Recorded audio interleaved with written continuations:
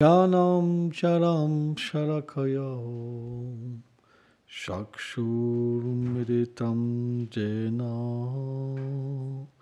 taisme shigulave namaha vanchakalpatarubhyacha kripa sindhu bhyahevacha patitanam pavanebhyo Vaishnavebhyo Namo Namaha. Aujourd'hui, c'est un jour particulier, le jour de la disparition de Srila Bhaktivinoda Thakur. Mais y a-t-il véritablement disparition ou apparition? Tout est une question de conscience et de vision. La réalité, c'est que le monde de Krishna existe éternellement sur différents plans et il peut être visible à celui qui le désire intensément. Or, jamais Srimati Radharani, Shri Lalita Sakhi, Shri Rupa Manjari n'est séparé de Srila Bhaktivinoda Thakur, qui dans son Siddha Deha éternel, sa forme éternelle, s'appelle Kamala Manjari. Je pense que Srila Bhaktivinoda Thakur n'est pas simplement qu'un acharya qui est venu pour rétablir les gloires de Shri Gauranga Mahaprabhu et de la pure filiation spirituelle.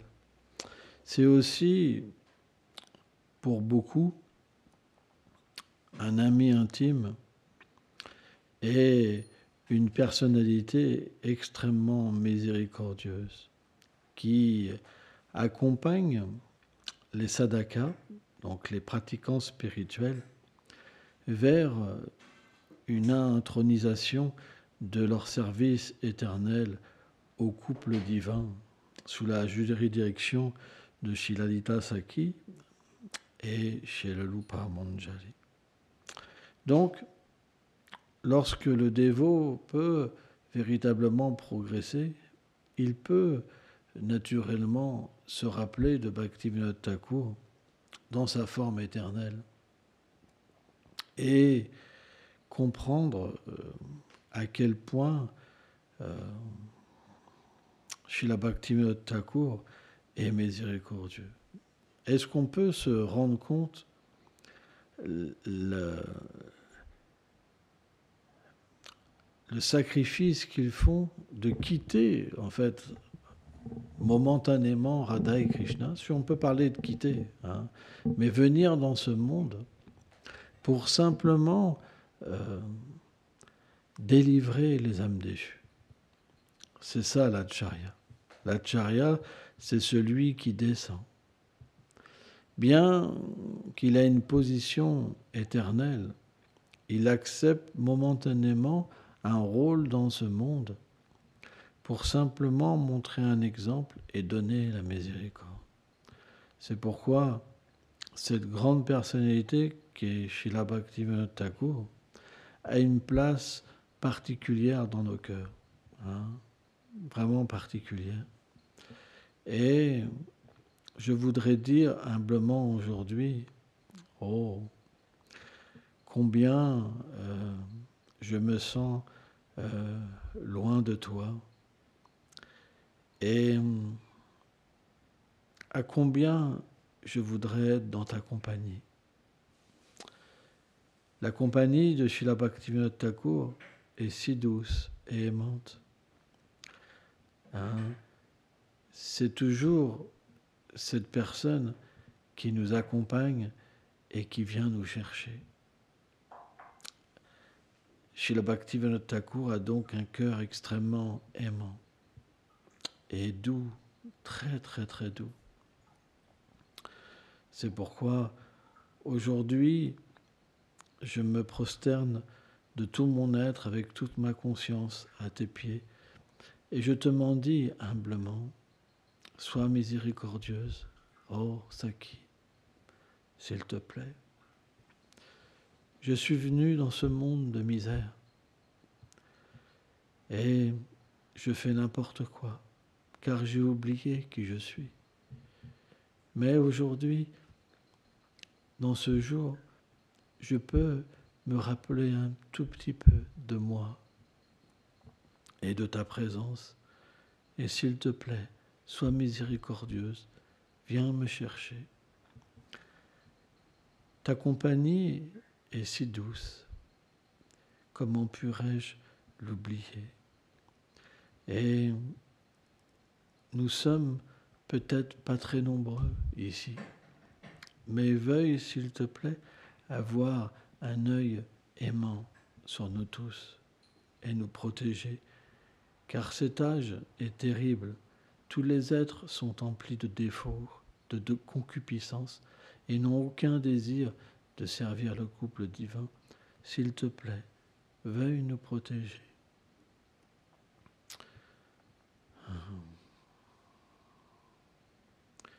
Je ne peux pas trop parler, mais je veux simplement dire à quel point je désire t'aimer. Jai Srila Bhaktivinoda Thakur ki jai.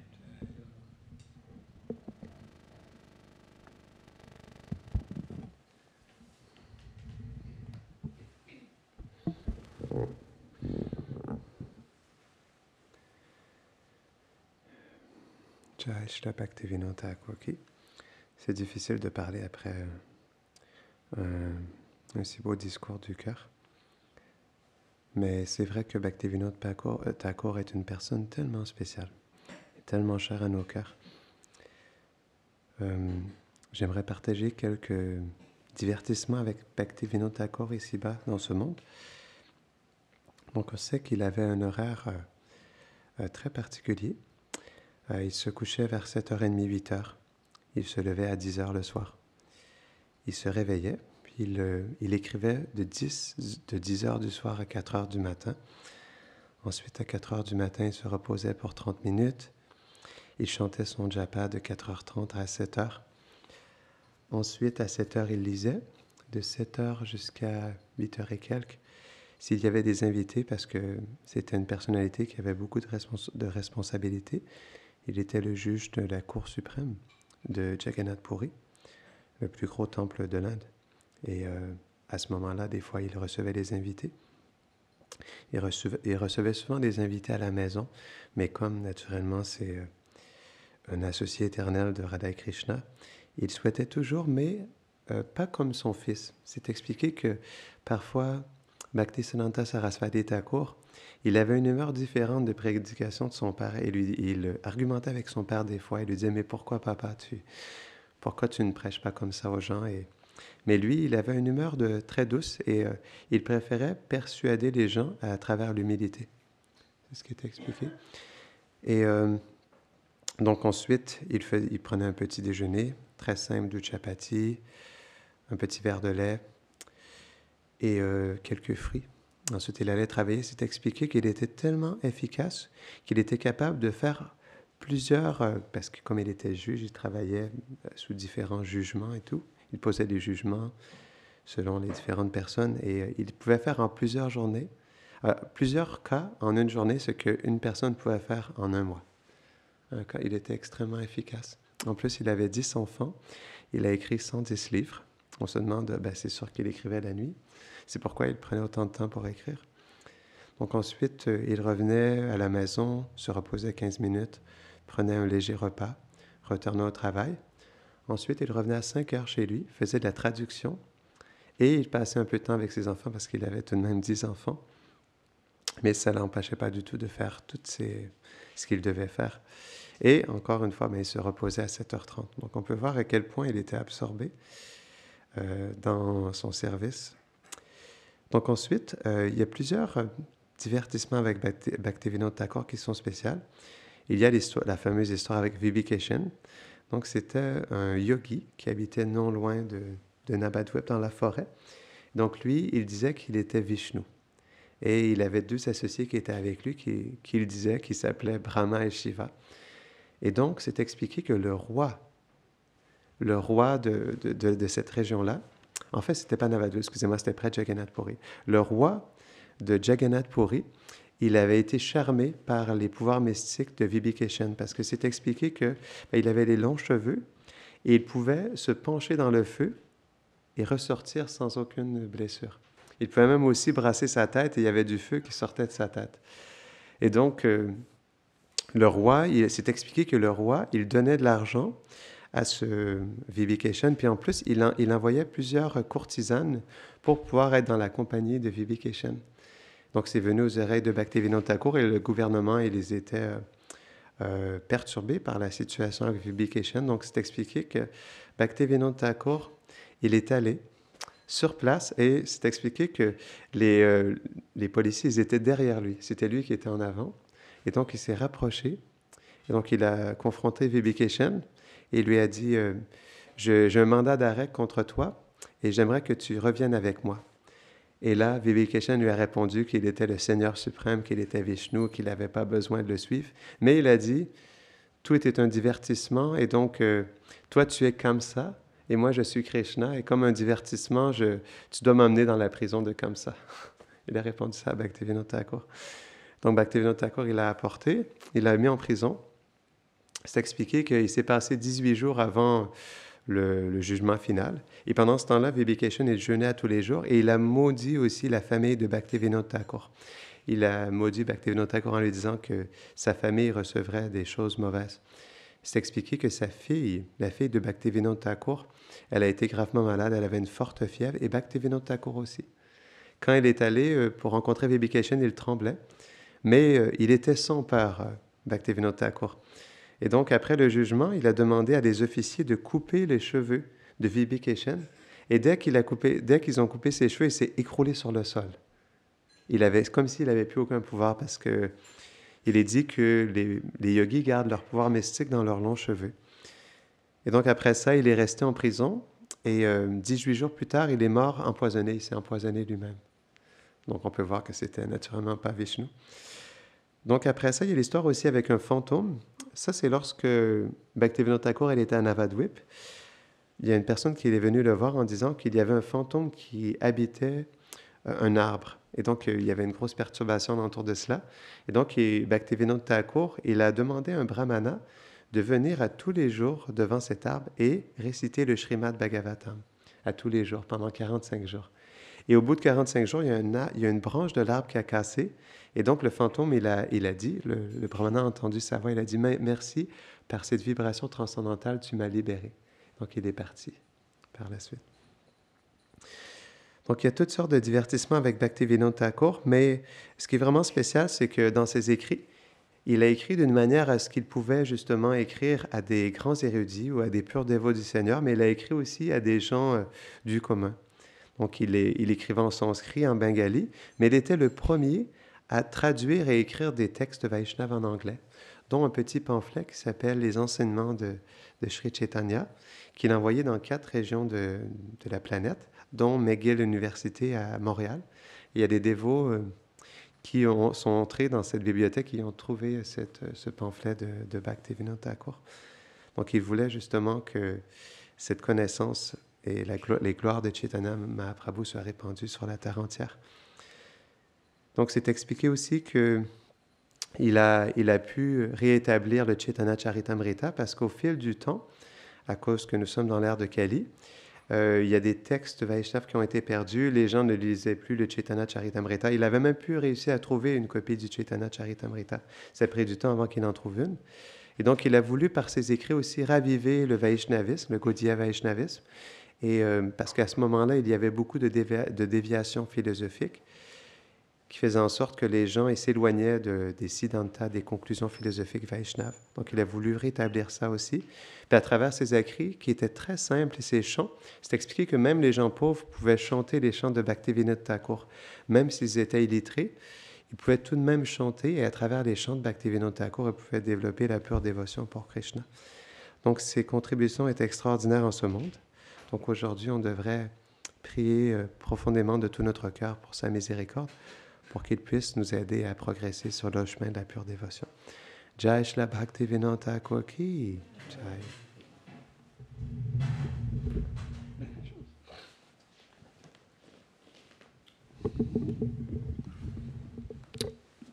J'ai la Bhaktivinoda Thakur qui Jai. Donc dans la classe d'hier, j'ai parlé un petit peu de ce que je voulais parler aujourd'hui pour glorifier Bhaktivinoda Thakur, mais il y a beaucoup d'autres choses à dire évidemment.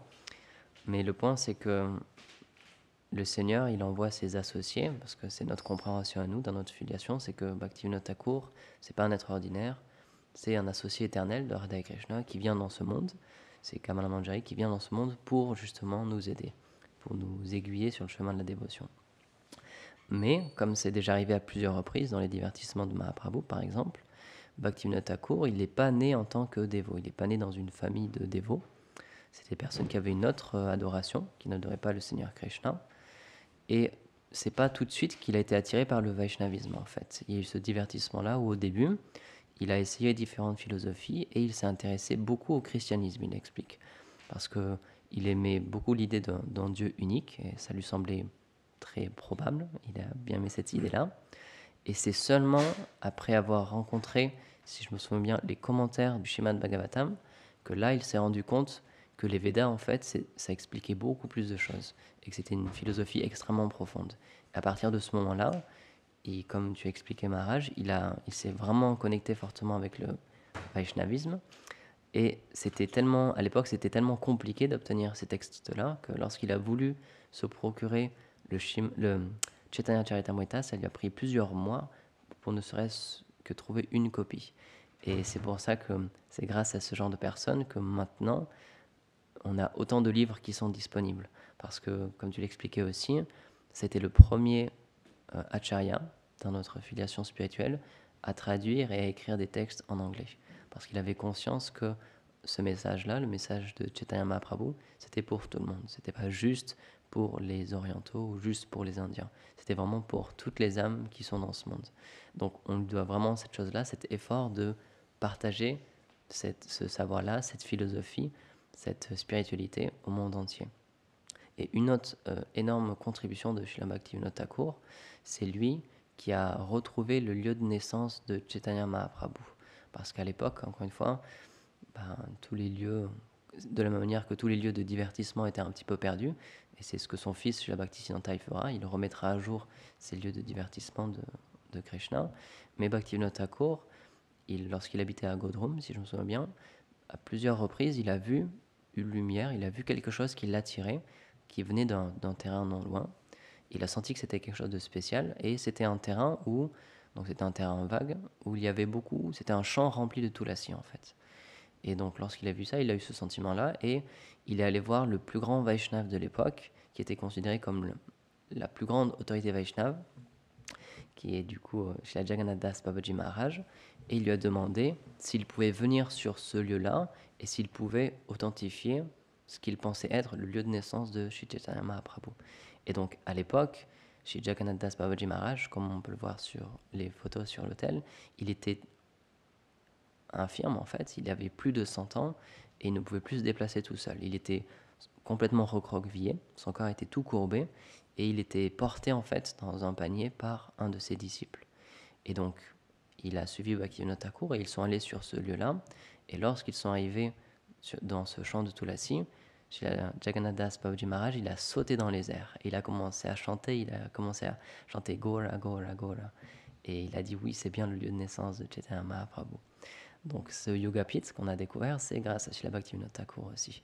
Donc c'est pour ça, il y a plein de contributions comme ça qu'il a faites, et évidemment, comme tu disais, grâce à toutes ces chansons aussi, tous les chants qu'il a écrits, qui sont extrêmement beaux, parce que grâce à cette naissance, où c'était pas un Vaishnav dès la naissance, il nous donne un exemple. Et dans ces écritures-là, il nous dit « j'ai perdu tellement de temps », et il dit des choses auxquelles nous, on peut s'identifier. Et c'est pour ça que le Seigneur, il fait naître ses dévots dans différentes situations pour qu'ils puissent avoir une expérience de ce monde et qu'ils puissent parler d'une manière que nous, on s'y reconnaît aussi. Et c'est pour ça que, en tant qu'occidentaux, que ce soit Srila Bhaktivedanta Prabhupada, Srila Bhaktisiddhanta Prabhupada ou Srila Bhaktivinoda Thakur, on peut vraiment s'identifier avec eux. Lorsqu'on lit leurs textes, on peut vraiment se retrouver dans leurs écrits, parce qu'ils ont parlé d'une manière très matérielle, en fait, en prenant des exemples matériels et en menant une vie au début qui semblait être matérielle aussi. Mais grâce à ça, nous, on peut s'identifier. Donc c'est pour ça que Srila Bhaktivinoda Thakur, il est extrêmement miséricordieux. C'est Patita Pavan aussi, c'est le sauveur des âmes déchues, parce qu'il est venu là vraiment pour rendre accessible ce service de dévotion qui est tellement élevé, qui est la spiritualité la plus élevée, la plus difficile à atteindre. Et pourtant, il a redonné ce message de Chaitanya Mahaprabhu au monde entier. C'était vraiment son désir. Et il avait dit une prophétie qui s'est réalisée depuis. Il a dit quand est-ce que des personnes de toute nationalité, des Français, des Anglais, des Américains, des Russes, viendront à Navadvip, viendront à Mayapur pour chanter et pour adorer le Seigneur. Et c'est ce qui se passe maintenant. En très très peu d'années, c'est ce qui s'est passé. Parce qu'il a eu, évidemment, il a eu son fils, c'est une de ses très grandes autres contributions dans ce monde. Il a mis au monde, il a fait venir Srila Bhaktisiddhanta Saraswati Prabhupada, et à eux trois, Bhaktivinoda Thakur, Bhaktisiddhanta et Prabhupada, ils ont amené toutes ces personnes-là à Mayapur, à Vrindavan, et ils nous ont permis de nous connecter au service de dévotion. Donc c'est des très grands acharyas, on les remercie, et comme tu disais, Gurudev, au début, lui-même, Bhaktivinoda Thakur le disait, en fait les Vaishnavas, ils ne meurent pas. Il disait dans un poème fameux, la personne qui pense que les Vaishnavas meurent, il raisonne d'une mauvaise manière. Parce qu'en fait, les Vaishnavas, il dit, ils vivent éternellement à travers le son. C'est ce qu'on appelle le principe de Shabda Brahman, c'est le son spirituel. Et ces personnes-là, elles sont disponibles, elles sont là, elles nous attendent à travers le son, à travers leurs écritures, à travers leurs chants, on peut se connecter à eux. Et les Vaishnavas expliquent spécialement les jours comme ça, les jours d'apparition, de disparition, ils sont encore plus à l'écoute et ils sont encore plus présents. Donc aujourd'hui, on peut prier Srila Bhaktivinoda Thakur pour qu'il puisse nous donner sa miséricorde. Jai Srila Bhaktivinoda Thakur ki jai.